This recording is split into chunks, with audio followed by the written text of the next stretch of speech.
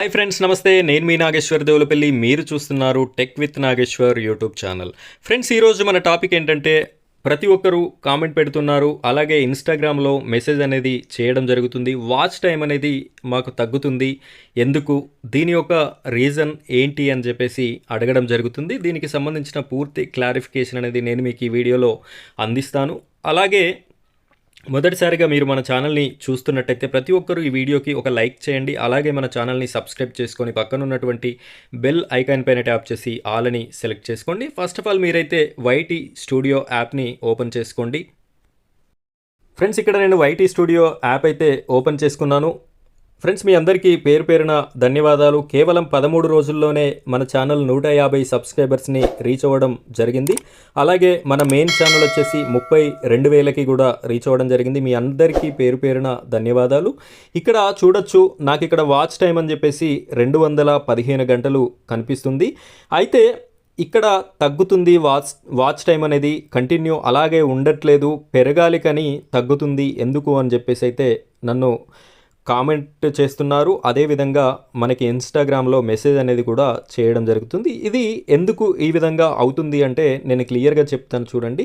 ఇక్కడ మీరు ఒకసారి గమనించినట్టయితే లాస్ట్ 28 డేస్ అని చెప్పేసి ఇక్కడ ఉంది, దీన్ని గమనించవచ్చు. అంటే లాస్ట్ 28 డేస్లో 215 గంటలు అనేది నాకు రావడం జరిగింది. అయితే ఫర్ సపోజ్ మీరు 1 తారీఖు రోజున ఛానల్ క్రియేట్ చేశారు అనుకోండి, జనవరి 1న. ఇప్పుడు ఫిబ్రవరి 1 నాటికి మీకు సరిగ్గా 30 లేదా 32, 31 రోజులు అనేది కావడం జరుగుతుంది. అయితే మనకి ఇక్కడ చూపించేటటువంటి వాచ్ టైం ఎన్ని డేస్ది? లాస్ట్ 28 డేస్ది మాత్రమే. అక్కడ 1 నుండి 30 డేస్ అనుకోండి, ఫర్ సపోజ్ 30 డేస్ అనుకోండి, 1 నుండి 30 వరకు మనకి కౌంట్ చేసుకున్నట్టయితే మనకి ఇక్కడ చూపించేది 28 డేస్ మాత్రమే. కాబట్టి ఆ ఫస్ట్ 1, 2 అనేది క్యాన్సిల్ అయిపోతుంది. ఆ రోజు మీకు ఎంతైతే వాచ్ టైం వచ్చి ఉంటుందో ఆ వాచ్ టైం అనేది ఎలిమినేట్ అవుతుంది. ఎలిమినేట్ అంటే మీకు మొత్తానికి అది మైనస్ అవుతుంది అని కాదు, ఇక్కడ చూపించేది మాత్రమే మనకు 28 డేస్ అనే అర్థము. కాబట్టి ఆ 2 డేస్ అనేది పోతుంది. ఈ లాస్ట్ 28 డేస్ గ్రాఫ్ అనేది మనకి ఇక్కడ చూపించడం జరుగుతుంది. ఈ విధంగా మీకు ఫస్ట్ 2 రోజుల్లో ఒక 100 గంటలు వచ్చాయి అనుకోండి, ఫర్ సపోజ్ ఒక 100 గంటలు వచ్చినాయి. ఇక లాస్ట్ 26 డేస్లో, అంటే ఆ తర్వాత నుండి మొదలుకొని మళ్ళీ ఒక 26 రోజుల్లో మీకు ఇంకొక 100 గంటలు వచ్చాయనుకోండి. అంటే మొత్తం లాస్ట్ 28 డేస్లో మీకు ఎన్ని గంటలు అవుతాయి? 200 గంటలు అనేది ఇక్కడ ఉంటాయి. అయితే ఇక్కడ మళ్ళీ ఒక 2 డేస్ తర్వాత, 30 డేస్ తర్వాత ఏం జరుగుతుంది అంటే, ఫస్ట్ 2 రోజుల 100 గంటలు అనేది డిలీట్ అయిపోయి, అంటే ఇక్కడ నుండి ఇప్పుడు ఏదైతే మనం చూస్తున్నామో ఈ పేజ్ నుండి ఆ 100 గంటలు అనేది డిస్మిస్ అయిపోయి, ఇప్పుడు ఇక్కడ నుండి 29th 30 డే 2 డేస్కి ఎంతైతే వాచ్ అవర్ వచ్చిందో ఆ 2 డేస్కి ఒక 50 గంటలే వచ్చిందనుకోండి.